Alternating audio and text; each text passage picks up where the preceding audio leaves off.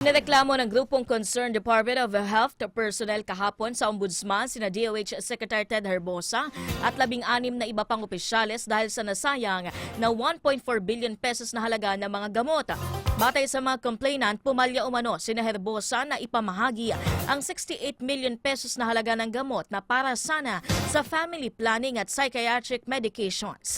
1.6 billion pesos na halaga ng HIV antiretrovirals at 1.3 billion pesos na halaga ng bakuna at tinambak lamang sa mga warehouse.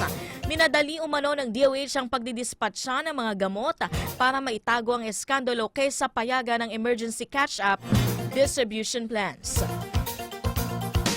Naharap din ang mga ito sa reklamong administratibo para sa serious dishonesty, grave misconduct at conduct prejudicial to the best interest of public service. Dahil sa mga papalitan ng grupo sa Ombudsman, sina Herbosa at mga kapwa ay nireklamo para mapigilan umano itong manakot ng mga saksi at pekein ang mga ebidensya para sa investigasyon.